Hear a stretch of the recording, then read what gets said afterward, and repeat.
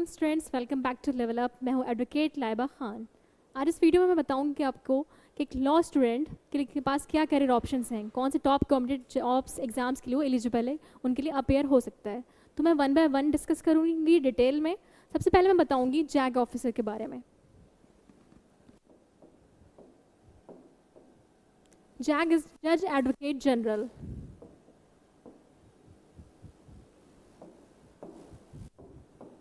ये आर्मी में होते हैं, ठीक है। आर्मी के जो लीगल मैटर्स होते हैं उन्हें देखते हैं। एक तरह से ये जज भी होते हैं और एडवोकेट भी होते हैं। आर्मी के जितने भी लीगल मैटर्स होते हैं उन्हें ये देखते हैं, उन्हें फाइनलाइज करते हैं। तो एक बहुत ही अच्छी जॉब है ये, बहुत रेपुटेटेड, बहुत रेस्पेक्टफुल जॉब है। आर्मी खुद में इतना रेस्पेक्टेड नाम है, फिर इसमें जॉब करना बहुत ही अच्छी चीज़ है। इसके लिए अगर हम क्वालिफिकेशन की बात करें तो सबसे पहले आपके पास LLB होनी चाहिए।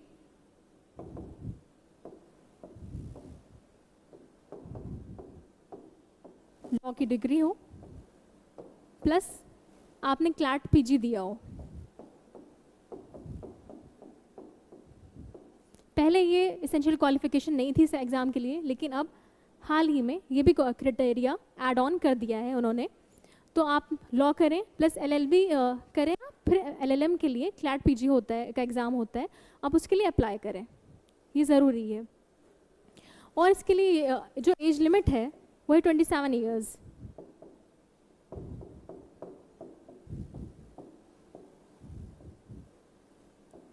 और एक और बहुत बड़ी चीज़ है इसमें, इसेंशियल क्वालिफिकेशन या क्राइटेरिया उसे बोलें, कि आप उस टाइम पे मैरिड ना हो। जब आप इस पोस्ट के लिए अप्लाई कर रहे हैं तो आप मैरिड ना हो, भले आप मेल हैं या फीमेल, दोनों के लिए दे रखा है इन्होंने, अपने उसमें मेंशन कर रखा है रूल्स में कि मैरिड ना हो। आप का सिलेक्शन हुआ, फिर आपकी ट्रेनिंग होगी, ट्रेनिंग के बाद आप शादी कर सकते हैं, लेकिन उससे पहले आप मैरिड ना हो।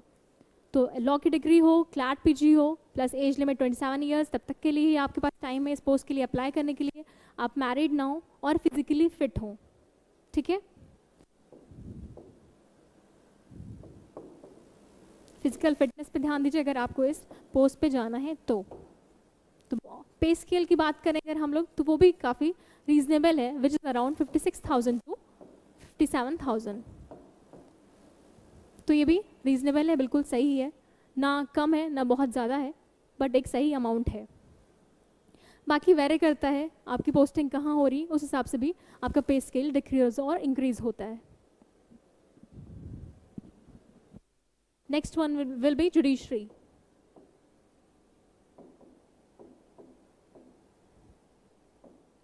आज के टाइम पे कोई भी बच्चा जो वकालत कर रहा है, जो LLB की पढ़ाई कर रहा है, कहीं ना कहीं उसके हर बच्चे के घर वालों का, उसके पेरेंट्स का मन होता है कि हमारा बच्चा जज बने, क्योंकि इतनी रिस्पेक्टेड जॉब है, इतनी जॉब सिक्योरिटी है, सैलरी भी अच्छी है। तो सबका मन करता है, कई बच्चों का भी मन होता है, उनके पेरेंट्स का भी मन होता है कि जज बने मेरा बच्चा। तो जुडिशरी बहुत ही अच्छा ऑप्शन है। मैं सारी चीज़ें बता रही हूँ, सारे करियर ऑप्शंस बता रही हूँ जो टॉप गवर्नमेंट एग्जाम्स हैं। आप देखो कि आपको कौन सा अच्छा लग रहा है, आप उस पर काम करो, आप उसके लिए अपेयर हो, उसके लिए प्रिपरेशन करो। तो जुडिशरी के लिए एज वेरी करती है डिफरेंट स्टेट टू स्टेट, और हर स्टेट अपना अलग एग्ज़ाम कंडक्ट कराता है।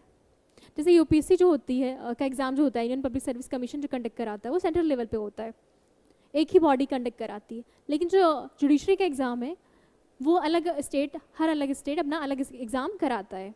कई बार कंट्रोवर्सी क्रिएट हुई है, कई बार ये मुद्दा उठा है कि ऑल इंडिया जुडिशियल सर्विसेज होना चाहिए, एक सेंट्रल लेवल का एग्ज़ाम होना चाहिए, बट अभी तक ऐसा हुआ नहीं है। और क्योंकि अलग सारे स्टेट्स का अलग कंडक्शन होता है जुडिशरी का एग्ज़ाम का, इसलिए सिलेबस भी वैरी कर जाता है स्टेट टू स्टेट, ठीक है। लेकिन जो मेजर आपके लॉज हैं, जैसे सपोज कॉन्ट्रैक्ट, IPC, कॉन्स्टिट्यूशन, ये सारी चीज़ें, एविडेंस एक्ट, CRPC, ये सेम रहता है, बट अदर स्टेट्स में माइनर लॉज और लोकल लॉज आपके चेंज हो जाते हैं। लोकल लॉज में land law, rent control act, ये सारी चीज़ें आती हैं, तो डिफरेंट स्टेट के डिफरेंट होते हैं। इसके 3 स्टेजेस में एग्ज़ाम होता है, pre plus mains and plus interview.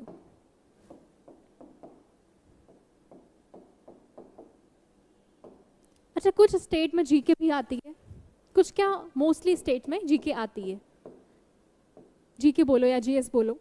लेकिन राजस्थान ऐसा स्टेट है जहाँ पे जीएस नहीं आती है, छत्तीसगढ़ में भी नहीं आती है। और अभी तक comparatively all the rest of the states Chhattisgarh का मच ईजियर होता है बाकी स्टेट के कंपैरिजन में जुडिशरी का एग्ज़ाम। क्यों? क्योंकि छत्तीसगढ़ में बस प्री होता है, फिर मेंस में बस एक पेपर होता है जजमेंट राइटिंग और ट्रांसलेशन का।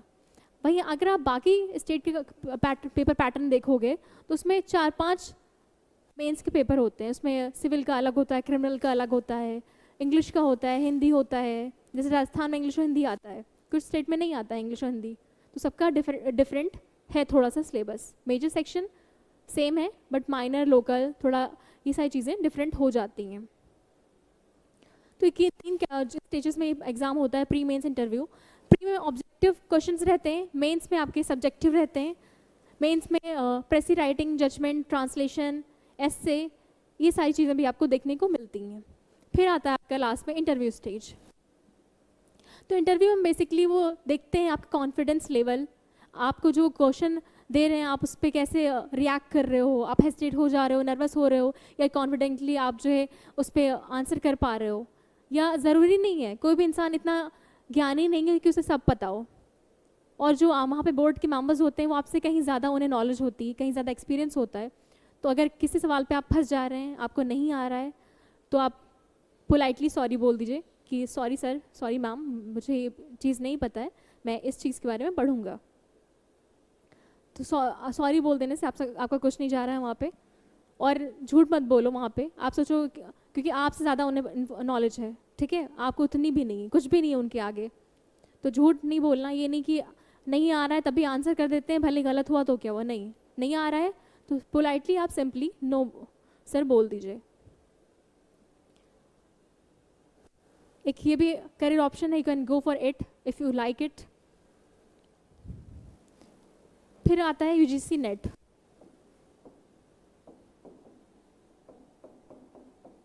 University Grants Commission National Eligibility Test. तो ये यूजीसी जो है ये एनडीए कंडक्ट कराती है, ठीक है। कौन कंडक्ट कराता है? एनडीए। यूजीसी नेट क्या होता है?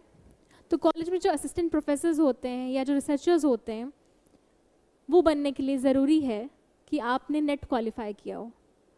और नेट कौन क्वालिफाई कर सकता है? अगर मैं लॉ के पर्सपेक्टिव में बात करूं तो आपके पास एलएलबी की डिग्री होनी चाहिए प्लस एलएलएम होना चाहिए।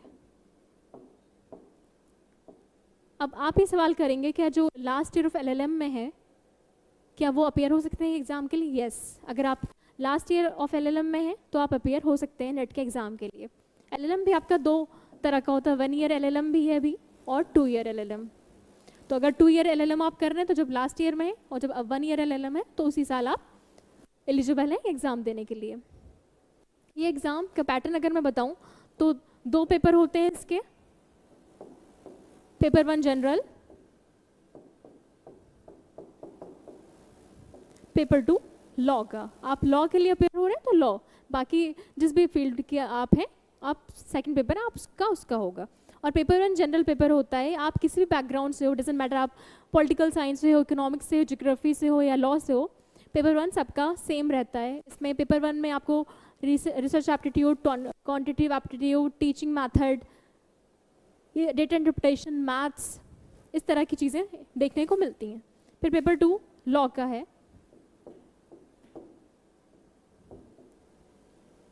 जिसमें आपसे IPC, contract, constitution, tort, environment law, IPR, international law, jurisprudence, इन सारे सब्जेक्ट से आपको क्वेश्चन देखने को मिलते हैं। ये सीबीटी मोड में होता है, यानी कंप्यूटर बेस्ड टेस्ट होता है, ठीक है।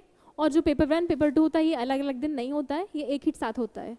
आपका जैसे टाइम स्टार्ट होगा कंप्यूटर पे आप अपना डेट ऑफ बर्थ डालेंगे, लॉगिन हो करोगे, वैसे दोनों पेपर साथ में आ जाएंगे खुल के, पेपर 1 पेपर 2 दोनों, जनरल और लॉ का दोनों। अब आप कमन जो चाहो वो पहले अटेम्प्ट करो, जो चाहो वो बाद में अटेम्प्ट करो, ठीक है। तो इसका भी पे स्केल, अगर गवर्नमेंट टीचर आप बनते हैं, गवर्नमेंट असिस्टेंट प्रोफेसर, तो बहुत अच्छी पोस्ट है असिस्टेंट प्रोफेसर के लिए, कि सबके लिए, भले वो एक मेल हो या फीमेल हो, सारे ही लोगों के लिए पे स्केल भी काफ़ी सही है। तो एक ये भी अच्छा ऑप्शन है। फिर बात करेंगे हम लोग पब्लिक प्रोसिक्यूटर्स की।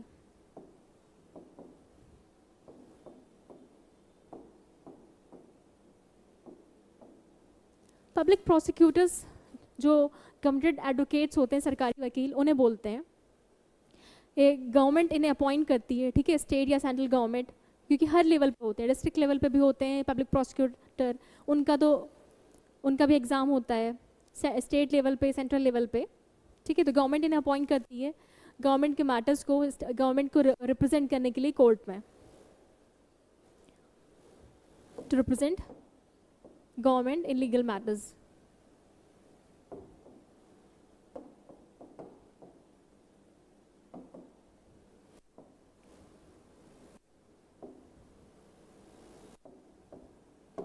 फिर इसके लिए भी आपकी सबसे इंपॉर्टेंट क्वालिफिकेशन LLB डिग्री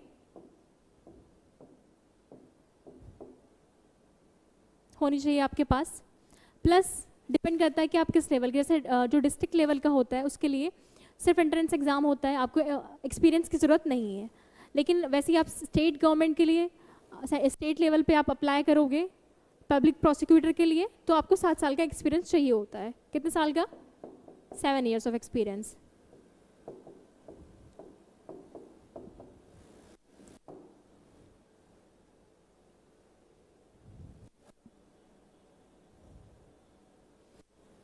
फिर आता है IBPS SO लॉ ऑफिसर।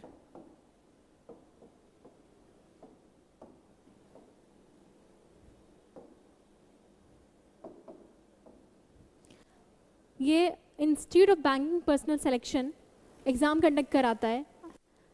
ये SO होता है स्पेशलाइज्ड ऑफिसर, जिसे लीगल ऑफिसर भी बोलते हैं, ठीक है, स्पेशलाइज्ड ऑफिसर।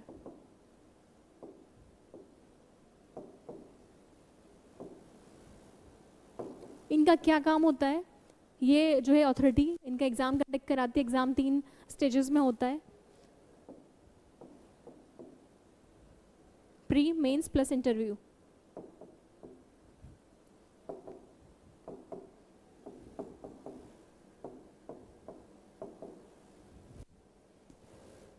ठीक है, 3 स्टेजेस में एग्ज़ाम होता है, प्री, मेंस और इंटरव्यू में। और इसके लिए सबसे ज़्यादा ज़रूरी है कि LLB डिग्री हो आपके पास, प्लस बार काउंसिल का एनरोलमेंट हो।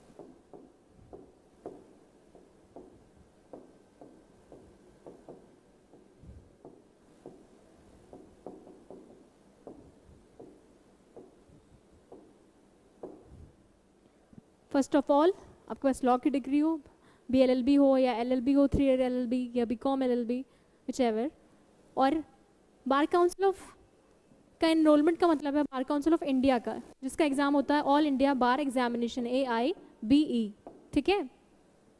तो जब आपका लॉ कंप्लीट हो जाएगा, सबसे पहले आप स्टेट बार काउंसिल में रजिस्ट्रेशन कराओगे। जब स्टेट बार काउंसिल में आपका रजिस्ट्रेशन हो जाएगा, तब आप ऑल इंडिया बार एग्जामिनेशन देंगे, ठीक है। और अगर आप ये क्लियर कर लेते हैं, तब आपका बार काउंसिल ऑफ इंडिया में रजिस्ट्रेशन हो जाएगा। फिर आप पूरे इंडिया में कहीं भी प्रैक्टिस कर सकते हो।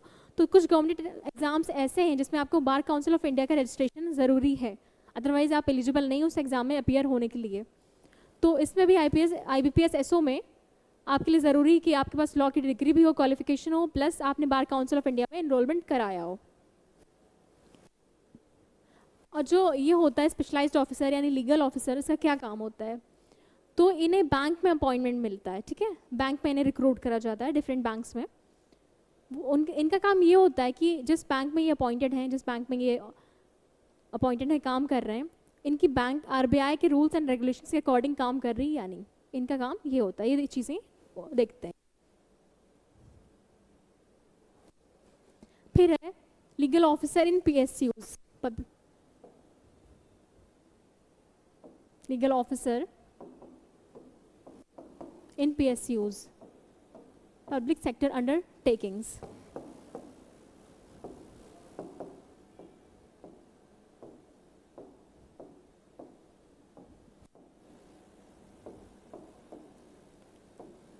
तो कई सारी कंपनी जो गवर्नमेंट बड़ी बड़ी कंपनी जैसे NTPC, भेल, ONGC, ठीक है, ONGC, भेल, Bharat heavy electronics limited, NTPC, जब आप क्लैट पीजी देते हो और उसमें आपकी बहुत अच्छी रैंक आती है, तो ये बड़ी बड़ी गवर्नमेंट कंपनीज आपको अप्रोच करती हैं और आपके क्लैट के बेसिस पे, आप क्लैट के स्कोर रैंक के बेसिस पे आपको अप्रोच करती हैं, सिर्फ इंटरव्यू लेती हैं और आपको सिलेक्ट कर लेती हैं। तो बहुत ही अच्छा ये एक ऑप्शन है। इवन कई सारे लोग सिर्फ क्लैट पीजी इसलिए देते हैं ताकि एक अच्छी पब्लिक सेक्टर अंडरटेकिंग्स में उनका अपॉइंटमेंट हो सके, एक अच्छी, और इसमें जो पे स्केल है वो भी बहुत ज़्यादा अच्छी है। इसके लिए क्या एसेंशियल है? LLB प्लस LLM का क्लैट पीजी, ठीक है? क्लैट पीजी दो आप LLM के लिए।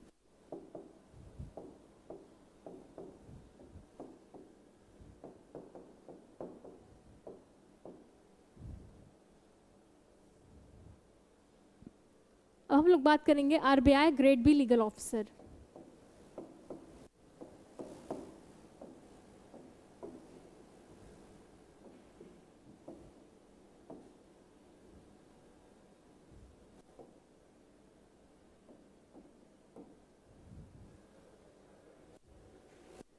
तो ये भी बहुत अच्छा एक ऑप्शन है अगर आप चाहो तो। RBI खुद में एक बहुत बड़ी अथॉरिटी है, बहुत बड़ी गवर्नमेंटल इंस्टीट्यूशन है ये, रिजर्व बैंक ऑफ इंडिया। तो इसका जो लीगल ऑफिसर होता है वो ये देखता है जो RBI के जो भी लीगल मैटर्स होते हैं वो जो है डील करता है, उन्हें डिसाइड करता है, उन्हें जो है कोर्ट में लीगल मैटर्स को प्रेजेंट करता है कोर्ट में। तो इसके लिए ज़रूरी है LLB प्लस आपके पास 2 साल का एक्सपीरियंस होना चाहिए एज एन एडवोकेट।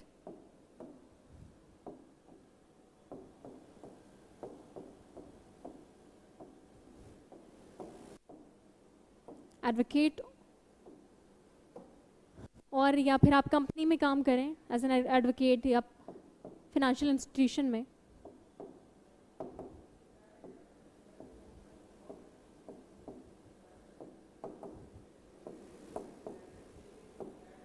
या फिर आप फुल टाइम टीचर हों, असिस्टेंट प्रोफेसर हों किसी यूनिवर्सिटी में 2 साल तक के लिए, 2 साल तक के लिए फुल टाइम असिस्टेंट प्रोफेसर हों।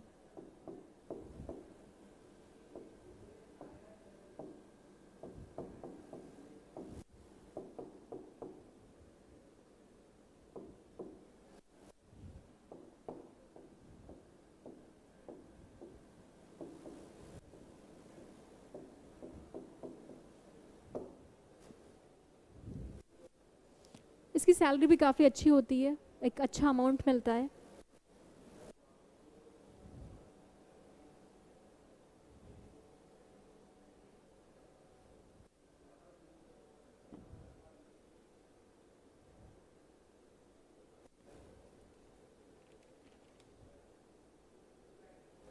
फिर हमारा लास्ट, जो इस वीडियो का लास्ट टॉपिक है, वो है SEBI grade A legal officer.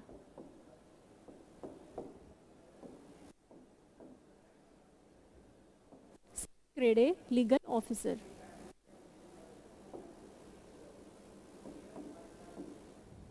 तो SEBI security and exchange board of India है।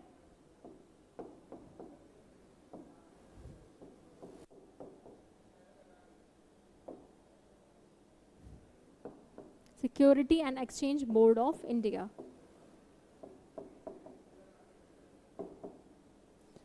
जो लीगल ऑफिसर होता है वो स्टॉक्स एंड एक्सचेंज को देखता है।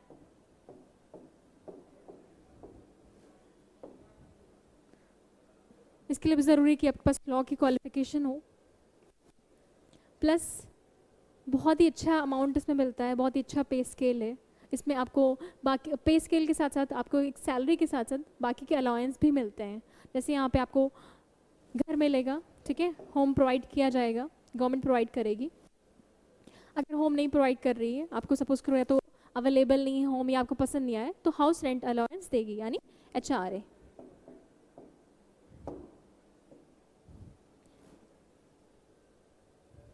बाकी अगर जुडिशरी की बात करें तो उसमें बहुत सारे बेनिफिट्स हैं, और अब तो इंक्रीज भी कर दिया गया इनका पे स्केल, सैलरी बढ़ा दी गई है जुडिशियल ऑफिसर्स की। और जुडिशरी 2 पार्ट्स में होती है, 2 सेगमेंट में होती है, एक जूनियर लेवल पे होती है, एक हायर जुडिशरी।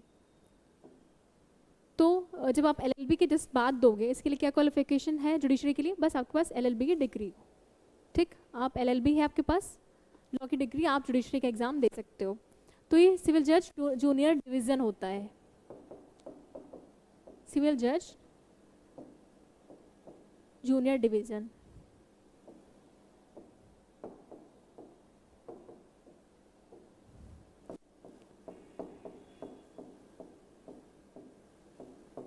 इसमें क्या क्या चीज़ें आपको मिलती हैं? सैलरी तो होती ही है, ठीक है, उसके